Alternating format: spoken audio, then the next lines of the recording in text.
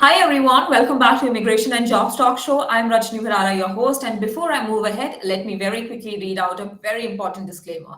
By watching our videos, you agree and understand that the information provided by our experts and attorneys, including comments and replies from users, is not legal advice. Use of information is at your own risk.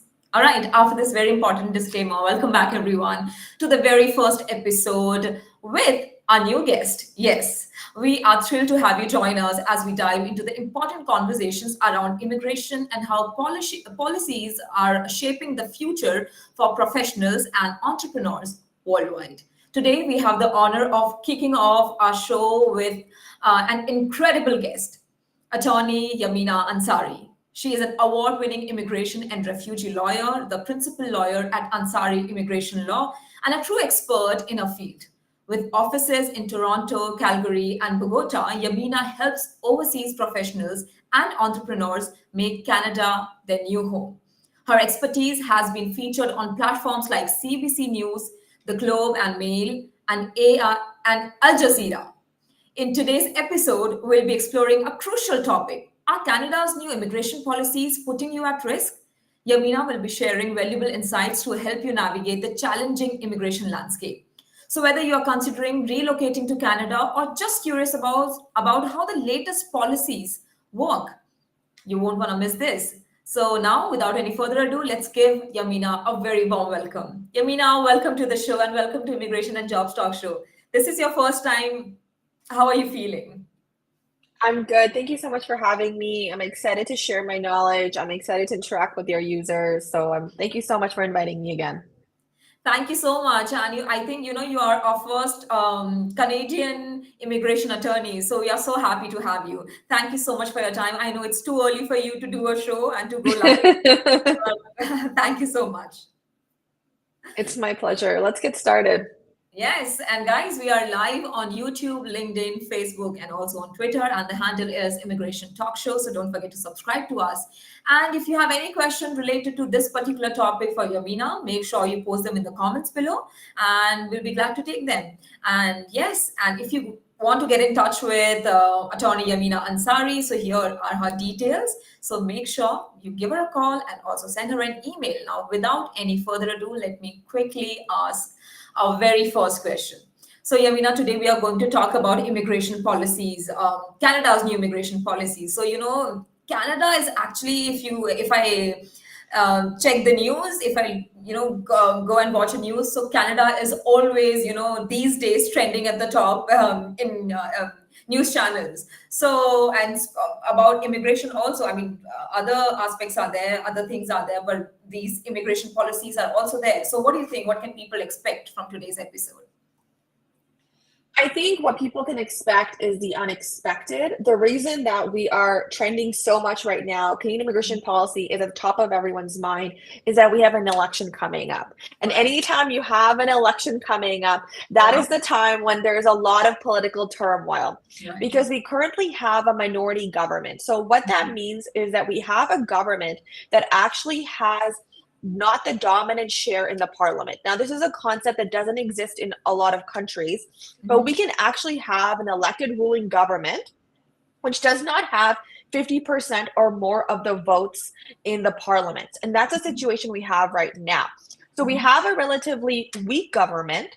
They are not extremely popular right now. Their popularity is declining and there's an election coming up. So they're trying to quickly churn out all kinds of immigration reforms because immigration right now is top of mind for Canadians to ensure that they're going to be reelected in the next election cycle.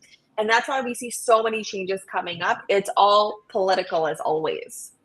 Right, right. So now talking about the politics and immigration policies, my first question. So, how do you see the recent reductions in international student permits and temporary foreign worker visas, as announced by the Canadian government? How does it affect the overall landscape in Canada? So this came about on September 18, 2024. There was a massive announcement from Immigration, Refugee, and Citizenship Canada. This is the body of the Canadian government that controls all immigration and refugee policy. And they announced staggering numbers. So they are going to decrease the total number of temporary residents in Canada from 6.5% to 5% in only 2 years. So from 2024 to 2026, there's going to be a massive slash, okay? And they're going to do this by slashing the number of international study permits. So there's going to be a 10% reduction in 2025 from a further reduction in 2024. So again, over 2 years, they're going to slash the number of study permits. Not just that, historically, Canada has handed out a lot of dependent visas. So historically, if somebody comes to Canada on a study permit, on a work permit, we also love for them to bring their whole family with them. We love for them to bring their spouses and their children. This will no longer be the case. So they're going to limit work permit eligibility to spouses of master's degree students only, whose program is at least 6 months in duration. Historically, we had a lot of students coming here to study at college or to study at the undergraduate level who would bring their spouses with them. This will no longer be possible.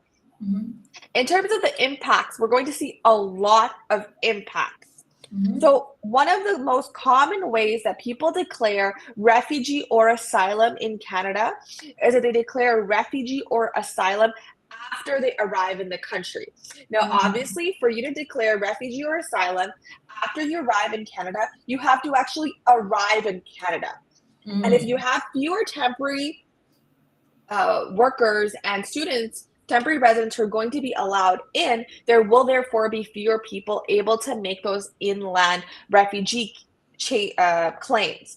The other thing that we're noticing already, and we're going to see the full impact of this, I think, in the next year, but also in the next decades, is that we're seeing a lot of whiplash from students and educators because the Canadian immigration policy towards them is all over the place, and people really don't know what to expect anymore. And that's not where people want to invest their time and money. People don't want to invest their time and money in a country where they don't know what's going to happen. Because most people who come to Canada to study, it's not just that they want the degree. It's not just that they want that international student experience. What they want is that there has historically been a very popular route from studying in Canada to getting permanent residency. Right? And Canada has advertised this route all over the world. Right? So very famous statement by former immigration minister Hussein, September 2017, saying, and I quote, "I've been very clear, not only do we want more international students, when I travel around the world, I say that we want as many of you to stay beyond your studies because they're young, who speak English or French and have studied in Canada. Why wouldn't we want these people to become our future citizens?" So a lot of the international students abroad, they heard this message and they came to Canada under the understanding that after they finished their studies, they would be welcome to stay. And this statement was only made 8 years ago. But now the rhetoric has completely changed, right? We see it in the news headlines. And as an immigration lawyer, I see it every day. I have clients asking me, saying, is Canada still open for business? Is Canada still inviting us? What will happen if we come to Canada? And we see how this is already starting to impact our schools. So we have international student recruiters saying no one is coming up to them. They're at these international student fairs. Nobody is approaching them. And who's going to suffer? The schools. The Canadian schools are going to suffer. Absolutely. Since about 2000, the number of international students at the post-secondary level in Canada has risen dramatically. So we had about 40,000 international students in the late 1990s. And now in 2020 to 2021, we have 420,000, right? So that's more than 10x, right? From 40,000 to 420,000. And why is that? Of course, people want to come study in Canada, But let's be clear, this is not an altruistic policy. The fact that these numbers have ballooned has to do entirely with Canadian interests. Okay, Mm-hmm. so government funding of these schools has remained the same. Right? Mm-hmm. Can you imagine from the 1990s, the government has continued to give the same amount of money to schools as Mm-hmm. everything else has risen in cost. So, Right. how are these institutions going to make up their deficits? Well, they're Mm. going to bring in international students who pay significantly higher fees. Mm. And especially if you look at smaller schools in more rural communities, and you Mm-hmm. look at their makeup, it's almost entirely these international students. So the Right. schools are going to suffer. And Mm-hmm. again, if you look at the smaller and rural communities, some of these communities, the only reason they exist and are thriving is Mm-hmm. because of these schools. The schools, they employ a significant number of the people in the town. The students prop up a lot of the businesses in the towns, right? Think Mm-hmm. about students, they need to wash their clothes, they have to go to the laundromat, Mm. Yeah. they need to get those snacks, they go to the shawarma place, they need a Mm-hmm. place to live. So there are entire apartment buildings that are just full of students. And then Right. who's going to work at these businesses? Who Mm. wants to work at McDonald's, at Tim Hortons, at Burger King? Mm-hmm. Again, it's these students. Right. So if we don't have these students coming in, you might have entire apartment buildings that are sitting empty. Mm-hmm. We might have businesses that are going to go under. Mm-hmm. We might have these schools that are struggling, and therefore we're going to see a disproportionate impact Mm-hmm. in these small and rural communities. And I think a lot of that is unnecessary, right? A lot of these international student policies were introduced because we had this media hysteria over Mm. these diploma mills. That, oh, there are these students coming to Canada to study who are not really studying. They're going to school at a mall. They're going to school at a community center. They're not getting a proper education. They're just getting a diploma. Mm-hmm. Mm-hmm. But with the changes we've seen with the limitations on postgraduate work permits, those are no longer going to be given out to schools who are going to private public college partnership schools. I think that we have sufficiently disincentivized the students Mm-hmm. from going to these diploma mills. I think we're going to see a great caliber of students coming in. And I do think it's a time for the government to reconsider some of the international student policy that they have put in place. Mm-hmm. Because if they don't, I think there's going to be a massive impact on Canada, Right. not just on the international students and their families, but on Canada. Right. But also with this, what do you think, or what do you see as the long-term impact of these reductions on, and the change of policies on Canada's reputation, as because right now it was considered as a top destination for education and work, right? But with these reductions and change of policies, what do you think is going to happen in the long term? And we're seeing that already. We're seeing that Canada had a world-class educational reputation. Right. When people wanted a great education, they thought of Canada. And Mhm. now every single day you have a new policy coming out. People Mhm. cannot figure out these policies. They're so complicated. I mean, it's my job to figure them out. So I figure them out. I explain them to people. Right. But for the average person who doesn't have a trusted advisor who is guiding them through this path, they can't figure it out. All that they hear is, oh my gosh, Canada does not want me. And then Mhm. they start thinking about alternatives. And we have seen a lot of other countries who are stepping up to the plate. So, Right. China, Germany, we've even seen Kazakhstan coming out with a very aggressive international education Mhm. campaign trying Wow. to attract those regional Central Asia students. So Mm. I think there is a concern here that these policies that the government is making very quickly just to get reelected, that they're not considering how this is impacting Canada's reputation abroad, Right. our education reputation abroad, and the schools are complaining about this. The schools Mm. are complaining we have not been consulted, Mhm. and the process has not been properly designed. So the Right. government will come out with a policy, and the next day they just say to the institutions, implement this. And Wow. even me in my job, I have seen how this has led to people slipping through the cracks. Mm. Students who have done nothing wrong have slipped through the cracks. And a really, really sad example that I saw in my practice was there was a student, they had done everything correctly, they had submitted their documents, they had gotten accepted to a good school, Mhm. but their study permit wasn't arriving. It wasn't arriving. It wasn't arriving. Mhm. They kept asking the government, when is my study permit arriving? They even passed the date of the start date of their program. So their program had already started. And then Wow. finally, they got the answer. The answer was that the school was supposed to forward an acceptance directly from the school to the government so the government could issue a provincial attestation letter. And the school had not done this. And there was nothing that the student could do because the mistake was not made by the student. The mistake was not made by the government. The mistake was made by the school because the school is Mhm. trying to scramble and figure out this program. But who is caught in the middle of all of this? The It's the students. student who Right. is suffering. Mm. Right, right. Wow. This sounds so scary for the students. I mean, what to say? The schools and the government has to be really, really cautious, about doing these things. But Yamina, also I would like to know from you that do you think these changes are, or these policy changes, or the shift is happening because of the political tension, or does the government really have a plan and a motive behind this? So I think that this is all driven by hysteria.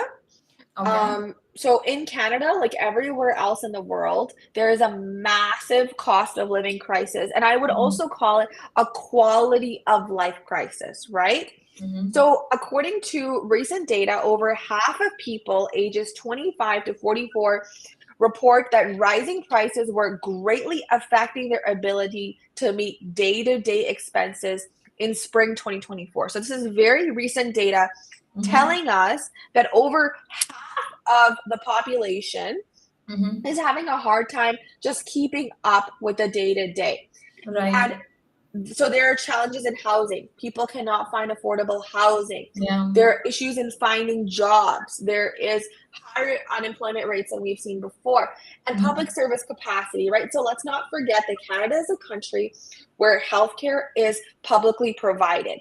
So if you have more people coming in, and you have the same number of doctors and nurses, that's going to put strain on our education. In Mm. Canada, most people they send their kids to public school. So school is Mhm. also publicly provided. So all of these services have a toll placed on them. On top of that, people see that all of these temporary foreign workers are coming in. Mm. Okay, so they see that these temporary foreign workers who are willing to work for lower wages, Mhm. who are not aware of their rights, so the employers are able to exploit them, who are not going to leave the job Mhm. because they have closed work permits. Mhm. So they see all of this. They see that their living situation is going down, and they see that all of these temporary workers are coming in. Mhm. So they blame the temporary workers. They say, oh, we have all these people coming in, and Mm. it's their fault. But I really think the actual problem is more nuanced than that, right? Mhm. Right. So during COVID, Canada overheated the economy with cheap money, right? So we slashed interest rates to historical lows, Mhm. and a lot of Canadians and permanent residents got COVID bailouts. So we Mm. gave out a lot of money to personal. So I also got a COVID bailout. So to people and also corporate bailouts. Mhm. And then the Bank of Canada told people, we're not going to increase interest rates for a long time. So people relied on that. They Mhm. borrowed even more money. They bought even more things they couldn't afford. And then we had inflation. So 2021, we had sky high inflation. So Mhm. now prices of everything are going up. Right Yeah. now, our interest rates are back up, which is not what the Bank of Canada said, but they're back up. Wages have not kept pace, so people can't afford things. And they need somebody to blame. So they Mm. blame the immigrants. And I'm not saying that the blame is all incorrectly placed, Mhm. right? It is true that the government brought in a lot of people without tying the influx of people to housing availability, to public service sector availability, to job availability. You Right. can't just bring in, right? We talked about the 420,000 international students. That's not even keeping in mind all of the temporary foreign workers, all of the refugees, all of the permanent residents. You can't just bring in millions of people into your economy Yeah. and not prepare from the infrastructure side. You have to prepare how many more homes are these people going to need? Right. Right. Where are the jobs going to come from?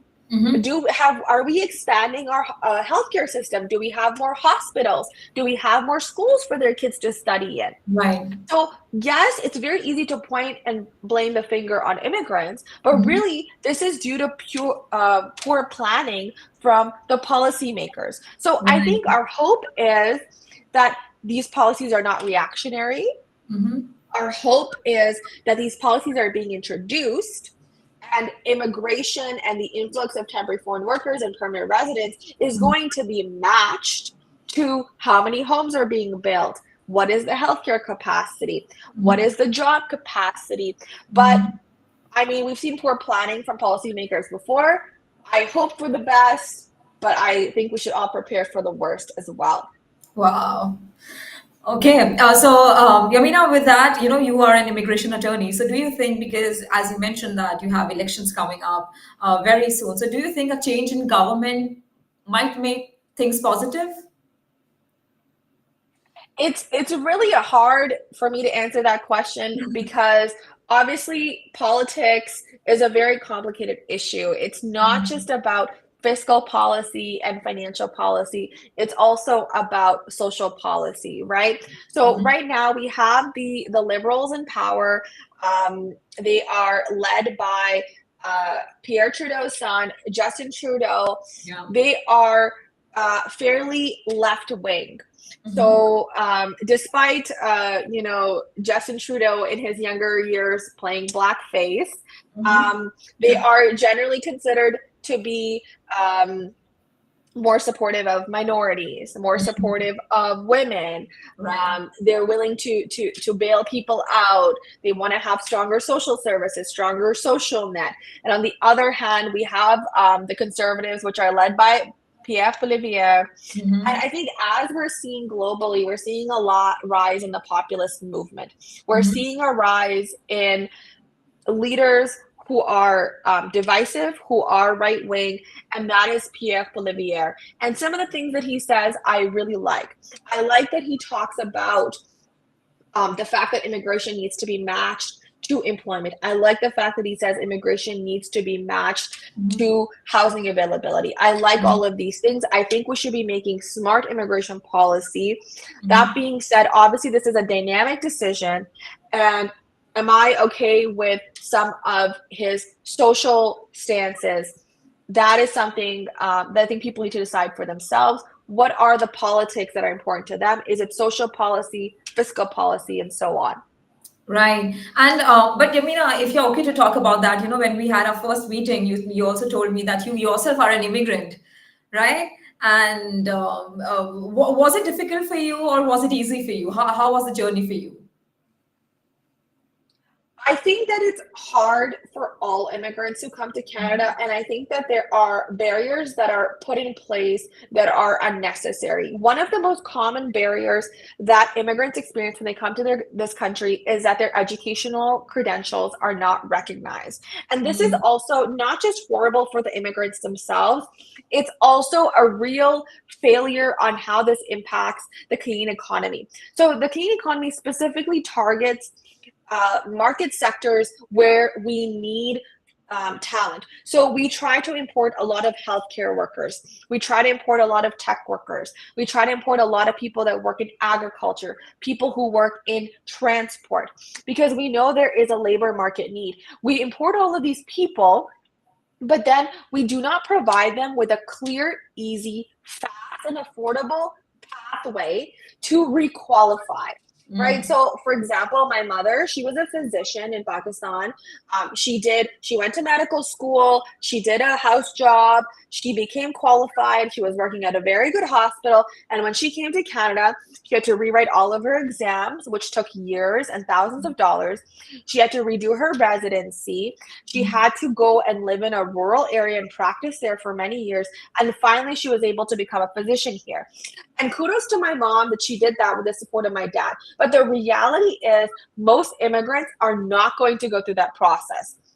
Right? Canada right now has the most overqualified entry level jobs class. So what I mean is, if you are having a heart attack on the streets of Toronto, I would encourage you to get in the first Uber, because good chance you're going to be driven to the hospital by a doctor.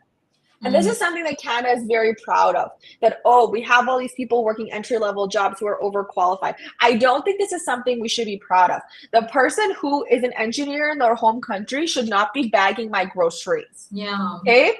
So this is really horrible for the immigrants who were brought here for their skills. They were told, we need engineers, we need doctors, we need pharmacists. So they came to Canada with that promise.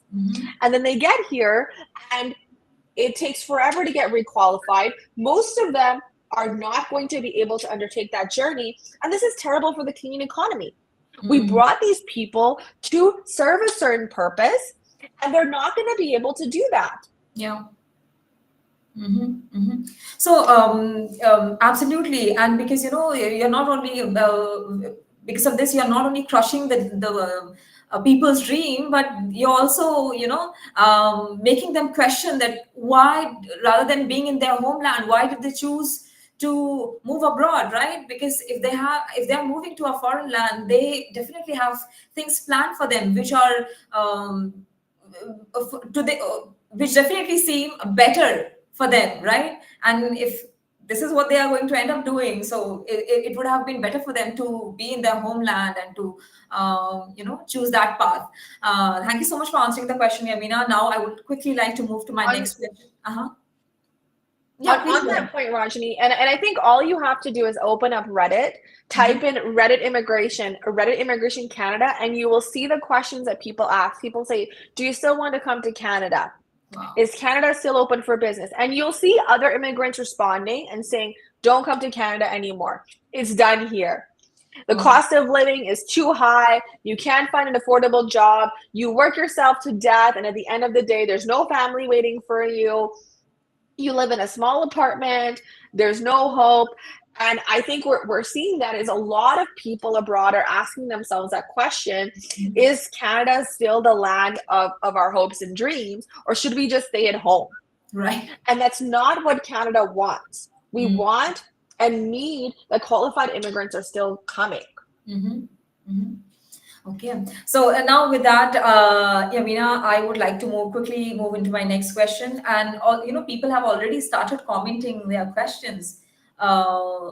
Alexandro is here. He says, "Good afternoon from Brazil." Hi, Alexandro. Good afternoon to you too. And let us know if you have any question for Yameena. We would love for her to answer. And then RK is also here. Hi RK, Sri Lata is here, Kirti is here, Vaishnavi. Hi Vaishnavi. Gautam is also here. They have posted a lot of questions for you. We are definitely going to take those questions, but in a bit. Before I take viewers' question, Yameena, one more question for you. So, what do you think are the reasons behind the government decision to limit the number of temporary residents? I think we've already touched on this. I don't want to beat a horse to death, but definitely I think it has to do with the dissatisfaction that Canadians feel with their own situation. They see that when they go to the hospital, they have to wait hours and hours to see a doctor. It's unfortunately become almost every week there's a story coming out about how somebody died at the ER waiting to see a doctor.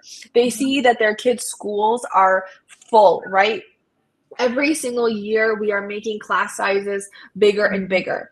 They see how hard it is for them to get a job, right? I know for me as an employer, when I post a job, I have hundreds of overqualified candidates who will apply.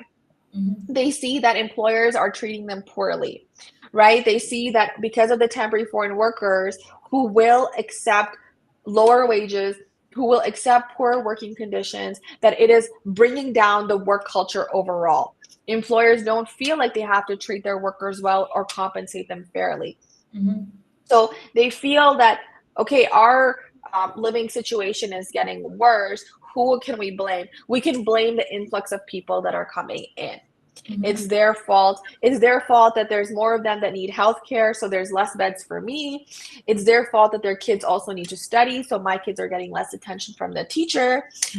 It's their fault that they are willing to work longer hours, work harder for less money, and I don't want to live like that. And I think they blame immigrants rather than the policymakers who brought in all these immigrants without thinking about how are we going to accommodate all these people. Because generally, when you have more people in an economy, it's supposed to help your economy grow. Yeah. It's not supposed to be a bad thing. It's supposed to be a good thing to spur the economy on if it's managed and done properly. Absolutely, absolutely. And thank you, Alexandro, for your comment. Let us know if you have a question. He really is loving this session and your insightful answers. Thank you so much, Alexandro, for your comment. Let me quickly take RK's question. RK says, bad actors are clogging immigration. It's not just Canada, UK, New Zealand, and Australia are doing the same thing. The genuine students are suffering. Bad actors are selling, IELTS selling LMIA. And he also has a second part. He says, if you see Canada getting a little restrictive, something is going wrong because Canada is one of the most pro-immigrant countries. The government and lobby should be blamed. What do you have to say, Yameena? I really struggle with this in my practice. The amount of people that come to me and want me to sell them LMIAs, the amount of people that come to me and say, tell me which documents you need, I will find them. I will have them created. And I have to explain to those clients, I don't sell LMIAs. I can help you get a legitimate LMIA job. That's something I can do, is help you get a legitimate LMIA job, but I cannot sell you an LMIA. You cannot create documents. I need to look at the documents you have, and then we will figure out a plan. So this is definitely a major issue. And I'm really struggling with how are we going to combat this issue? Because so me as a Canadian lawyer, I am highly regulated. I'm regulated in the things that I say. For example, you would ask me to comment on American immigration policy during this session, and I'm not allowed to do that. I'm not allowed to comment on areas of law that I'm not licensed in. Whereas somebody else who is not regulated at the same level as I am, they're free to do all of these things. And there is nobody who is overseeing them, who is going to catch them. So the lawyers are highly regulated, but if we look at even the regulated Canadian immigration consultants who are supposed to be highly regulated, they're on their third regulatory body now. So their regulatory bodies were so ineffective that they collapsed several times. They've been rebuilt several times. And we have people telling us that I go and complain to this regulatory body and they don't even do anything, right? So we have the lawyers, we're decently regulated. The regulated Canadian immigration consultants should be better regulated, but are not. But then we have this massive problem, which is all these ghost consultants. So these people that actually have no training, no education, might not even have any experience, who are basically running the show. And they're saying all kinds of things that don't make any sense. For example, I had all of these clients coming to me and saying, I want a student work visa. I said, okay, what does it mean? They said, oh, child work visa. When your kid comes to study in Canada and then you come with them on a work permit. And I have so many Indians, Pakistanis, Bangladeshis, Afghanis coming to me and saying, okay, I'll send my kid to school in Canada and I'll come too to work. And this is being advertised left, right, and center by these ghost consultants. This is not a real program. So if you're watching this and you have seen this advertised on Instagram, there is no such program like this, okay? If you send your minor child to come study in Canada, yes, you may be eligible for a work permit, but it is going to be the work permit that is available to anybody. That work permit is not specific to sending your minor child to come study in Canada. So we have a lot of bad actors, but we have no way to go after these ghost consultants because they are not regulated by anybody. So if you go and complain to the Law Society and say, do something about the ghost consultant, the Law Society is going to say, they're not our member, they're not a lawyer. And you go and you complain to the College of Immigration, Canadian College of Immigration and Consultants, and you say, do something about these ghost consultants, they're going to say the same thing. They're going to say, they're not our member, we can't do anything. So yes, we do have people who are buying LMIAs, we have people who are creating IELTS results, but how is that possible? It's because of this whole network, this whole black market network that has come up of these people that are selling programs that don't exist, and we have no way to shut these people down. I think the government should definitely do something about it, right? Because they are always coming up with these new policies. So if they can come up with these interesting policies, then they can definitely come up with something that can track these ghost consultants. What do you think, Yameena? I think that would be a great idea because I just see the impact that these ghost consultants have on people's lives and how people's lives are destroyed. So I had a couple clients that they told me they were trying for 2 years to get permanent residency. They were waiting for 2 years to get permanent residency. And that didn't make any sense to me, okay? Because a express entry profile only lasts in the Canadian government system for 1 year. So how can somebody be trying for 2 years to get permanent residency? Because if you have a profile after 1 year, it's going to get deleted anyways. If there's a program that you're trying for, if my client has not been selected in 6 to 8 months, I say we have to try a different approach. This approach is not going to work. So then I took over their file and I looked at their file and I figured out that their consultant had never even applied for any program for them. So there was nothing that had even happened. And I see this again and again, actually, that people's hopes and dreams are being dashed, but it creates a negative impression of those people who are applying about Canada, right? So same as these people who are coming to Canada hoping to get a work permit due to their child's minor study permit, or the people that are waiting for years and years to come to Canada, their ghost consultant is leading them on. Because they don't have enough knowledge and awareness, they think the problem is Canada. They get here and they think, oh, I was told there is a child student work permit visa. Oh, why is it taking so long for me to get permanent residency? They don't realize the problem is not Canada. The problem is the ghost consultant. So I think the government should do something because it's impacting our global brand image. People are thinking that not just people's lives, but image. People are thinking that we're being sold this Canadian dream, but that Canadian dream is something that immigration ghost consultant came up with in their own mind.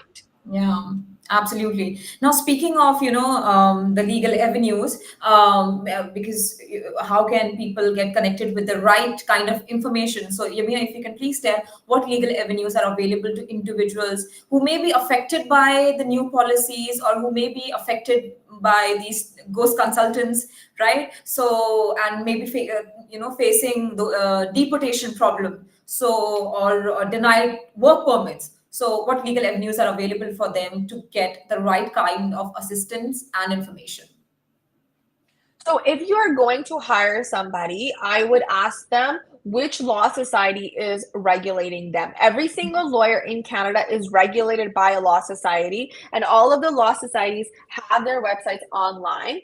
Go type in that person's name and you will see a full report. So if you type in my name on the Law Society of Ontario, you will see my name. You will see that there have never been any complaints made against me. There are no regulatory proceedings against me. You will see which area of law I practice in. You will see my address. You will see my phone number.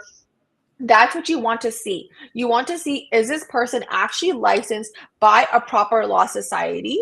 Because they're going to be regulated. And the other thing is that they are going to be insured. So I am insured. I have insurance for any mistake that I make. Okay. So if your lawyer makes a mistake, you can sue them and you can actually get some money back. Obviously, getting the money is not as good as getting the outcome that you deserve.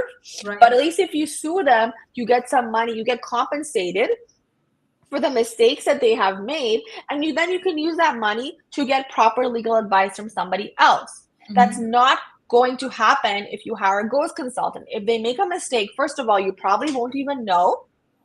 And secondly, there's nowhere that you can go to complain or to get your money back. So that's one thing is, if you're hiring a lawyer, figure out who they're regulated by. Or if you want to hire a regulated Canadian immigration consultant, they also have a website, the CICC website. Again, go type in their name. Is their name on there? The other thing I would say is look at the photo. So we have a lot of impersonators out there. We have ghost consultants who are using the face, the name of regulated consultants. So one of my colleagues actually, she outed somebody recently, very popular Instagram consultant, and she found out that he was using the photo of the mayor of Ottawa.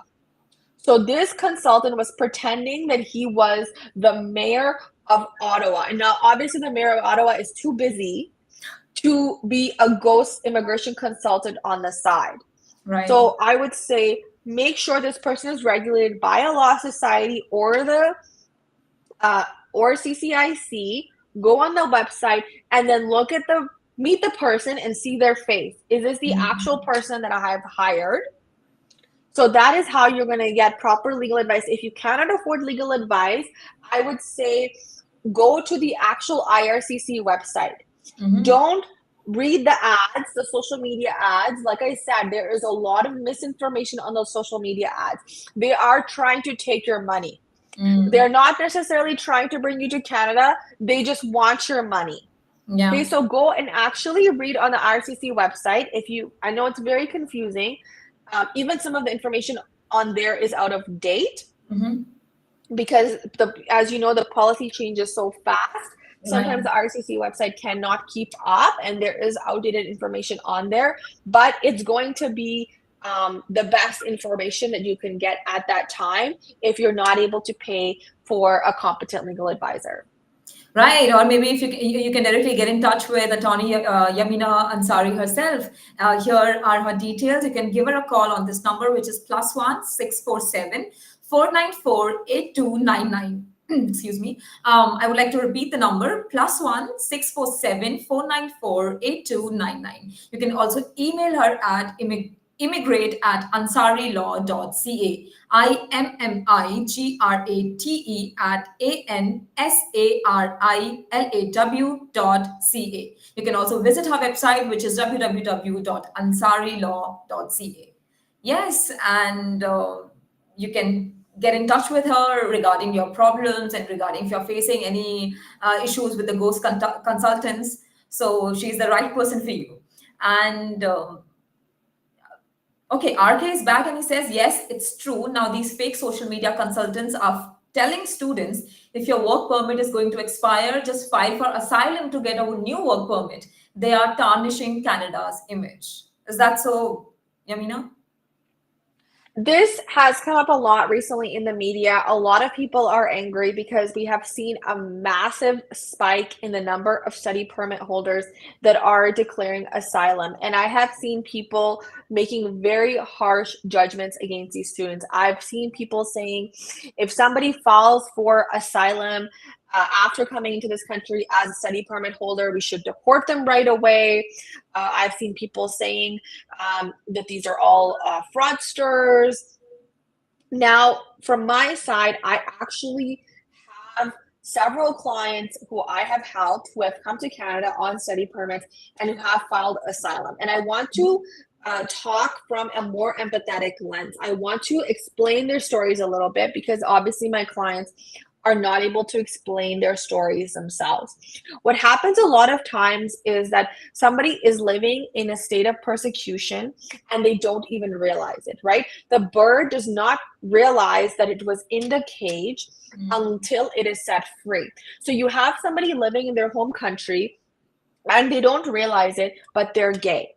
You have somebody living in their home country and they are being persecuted because of their gender. They are experiencing, for example, a lot of sexual harassment, or their ex-boyfriend is stalking them. Or you have somebody living in their home country and they're experiencing religious persecution. They're a member of a minority faith, and because of that they cannot get jobs. People they are increased risk of being bombed, of being harmed, but to them this is normal. To them it's normal to not be honest about their sexual orientation. To them it's normal to experience gender-based violence. To them it's normal that they would not be free to practice their faith, right? Because they're in this cage. Then they come to Canada, whether it's as a student, a worker, a visitor, whatever, and they realize my whole life I have been living in a cage and I didn't realize it. Now I can be my true self. I can practice my religion openly. I can be free from gender-based violence.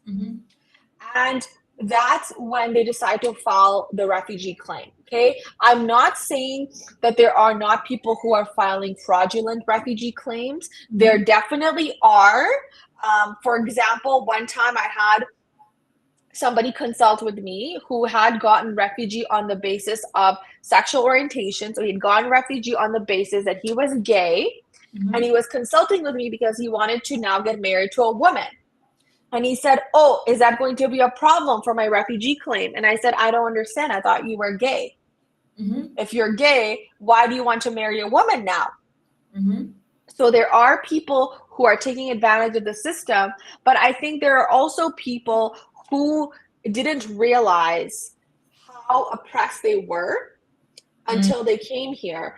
And the other thing I will say is a lot of these students previously, they had a plan to come and stay in Canada, right? Again, to be free. But there were so many ways that they could do that, right? They were planning on doing that through express entry. They were planning on doing that through postgraduate work permit, right? They had this whole plan, and now that plan is not going to work anymore because there have been so many changes. Right. But they really need to stay here, right? They're scared. They're scared to go back home. And now they realize, okay, this is my only option. I have to take this route. So I know it's easy. People are very angry about the spike in asylum claims by study permit holders. I know that it's very easy to hate them. Yes, there are bad actors, like the person that I mentioned who made the fake sexual orientation claim. But there are also legitimate claims in the middle. And I think for me, I'm a very empathetic person, so I try not to judge people. Absolutely, and you're an attorney, and if you judge people, then it's not going to be easy for your job, right? No, it's my job to help people and support Absolutely. them. So Yes, I do my best to support my clients and be there for them. Yeah. absolutely. Regardless of them being from any race or any country or anywhere. Thank you so much for such detailed and insightful answers, Yameena. RK, I hope you have got your answer. Thank you so much for continuously commenting. If you have more questions, you can continue to post them in the comments below. Maybe we can take, if we don't have enough time in this episode, in this show, then we can definitely take those questions on our next coming episode with Yameena, and whenever that we have that with her. So there are still a lot of questions by Yameena. I don't think so you have enough time. It's 11:55, and but still, if you would allow, so I would like to take those questions, those Short questions, rapid questions that we decided. For sure, let's do it. Great. And for that, we are going to go in the portrait mode. So let me quickly do that. So guys, I would like to tell you that this is going to be a rapid question round now, where I'm going to ask few questions from Yameena, and we would love for her to answer under 50 seconds, so that, it can be easy for you to also understand, So let me quickly go that into a portrait mode. Okay, I think the control is taking care of that. Let me quickly read out maybe another question until that is done. Okay, I think we can do it like that, or do we have to go into the portrait mode? Control, can I please know from you? Can we continue like this, or do we have to go into the portrait mode for that? We can continue like this, right? Oh, perfect. Okay, so Yameena, the questions that I have for you is regarding LMIA visa. So let me quickly read those questions for you. So my first question about LMIA is, what is an LMIA and why is it important for employers? So an LMIA is a labor market impact assessment, and it is the proof that the employer needs to get from the Canadian government that they have attempted to hire a Canadian citizen or permanent resident for the job, and they have been unsuccessful. So once the Canadian employer proves to the Canadian government that they have been unable to find a local, so a Canadian citizen or a permanent resident for the job, after that, the Canadian employer can go and hire a temporary foreign worker for the position. So number one is LMIA. After you get the LMIA, number two, you apply for the work permit. Perfect. And how does the LMIA process differ from from other Canadian work permit applications? So generally in Canada, we have two types of work permits. We have a closed work permit and we have an open work permit. When you have an open work permit, you do not need to go through the LMIA process. Usually when you have a closed work permit, you need to go through the LMIA process. Now, the LMIA process, it does take some time. It takes a minimum of 4 weeks that you need to advertise the job, and you need to interview qualified locals, so qualified Canadian citizens or permanent residents. You take all that evidence of recruitment that you tried to find a local, you submit it to the Canadian government, and you say, I tried to hire a local, I was unsuccessful. Now, please allow me to hire a temporary foreign worker. Perfect. What documents are needed to apply for an LMIA? So there are quite a few documents required from the employer side. Some of the most important documents, like I mentioned, are the proof of recruitment. So demonstrating that the job posting was up, how many candidates applied, how many candidates were interviewed. Another important aspect is the business legitimacy document. So proving that you have a legitimate Canadian business, that you are paying taxes, that you are offering a good or service in Canada, that you are generating income. So everything that shows that you are a legitimate running Canadian business. The last important component is the fees. So this is why it's impossible to sell LMIAs, because the LMIA fees are supposed to be paid entirely by the employer. The employer should be paying the fee to the government for the LMIA, and they should also be paying the lawyer fees.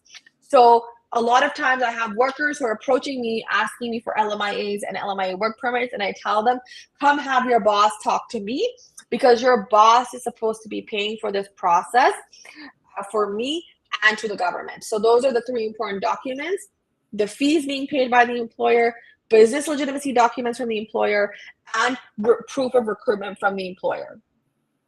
Okay, and how long does it typically take to process an LMIA application? This is one of the funny things where there is a massive time difference. So we have some Global skills strategies, LMIAs, which are processed in 2 weeks. You heard that right. In 14 days, you could land in Canada. That is only for certain qualified candidates. There are very limited eligibility requirements for that. But then we have other LMIAs that could take up to 90 business days to process.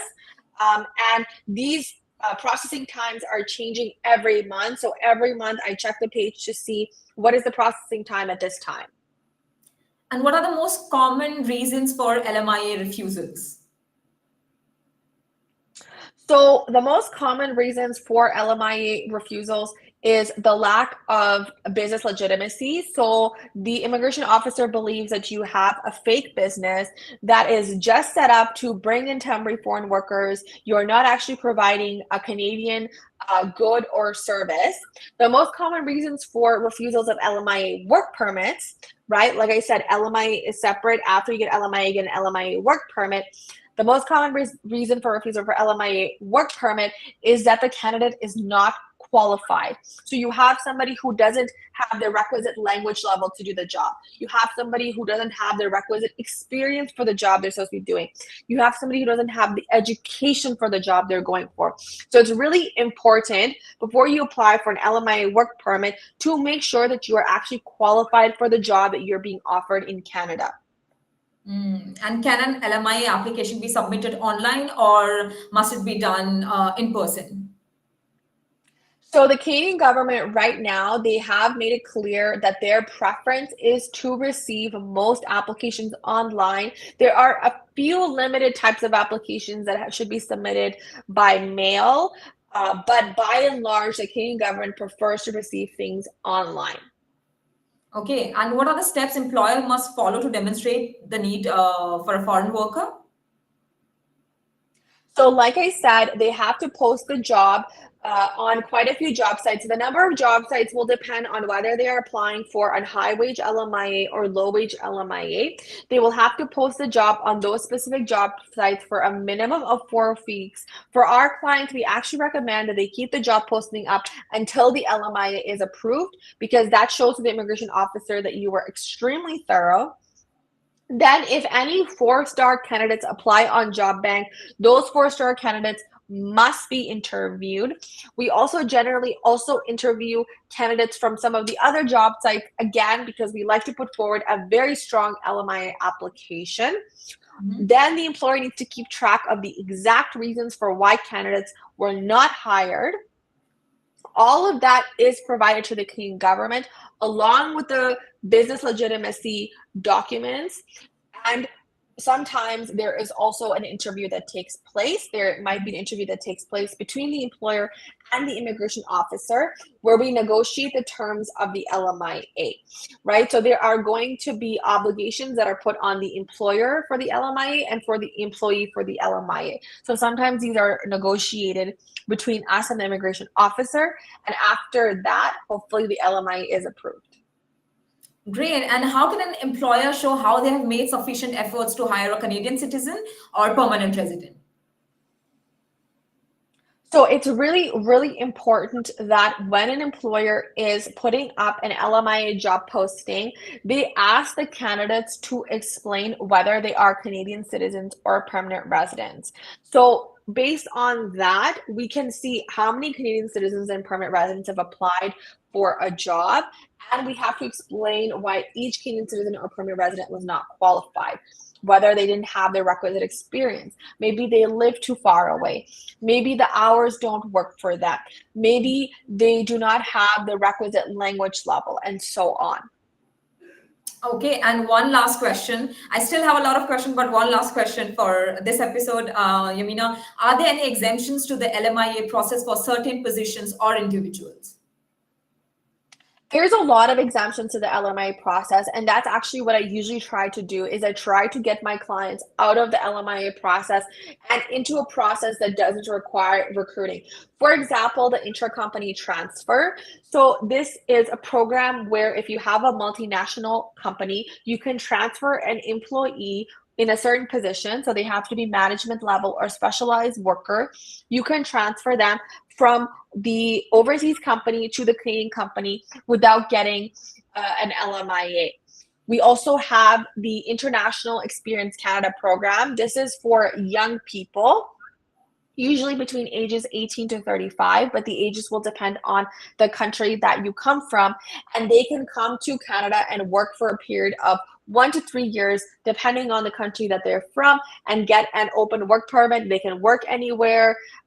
Or not work if they want, and they can travel at the same time. So there are a lot of exemptions to the LMIA regime, and that's part of my job as a legal strategist, is to figure out how to get my clients outside of the LMIA regime.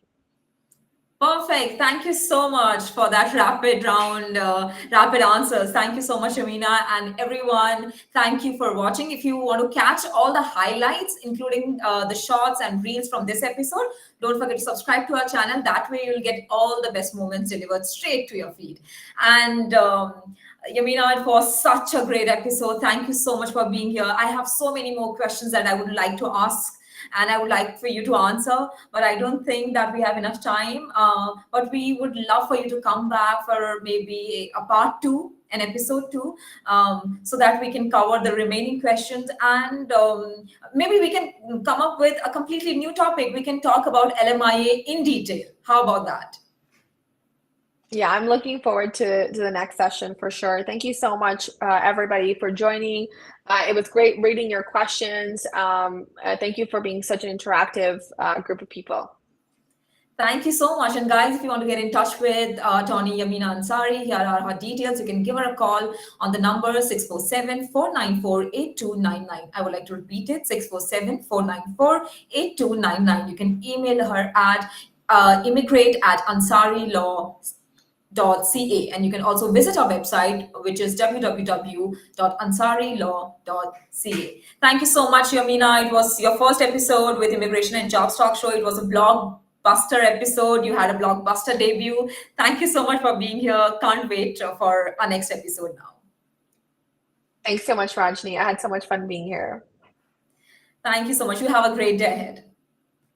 You too. And to our lovely audience, thank you so much for tuning in and for posting your questions. We really love taking your question and asking from our guests. So make sure you stay tuned to Immigration and Jobs Talk Show for more such immigration episode. And for now, I'll have to take your leave. But you guys stay tuned and keep on watching Immigration and Jobs Talk Show. I'm Rajni Bharara signing off for now. Take care and bye.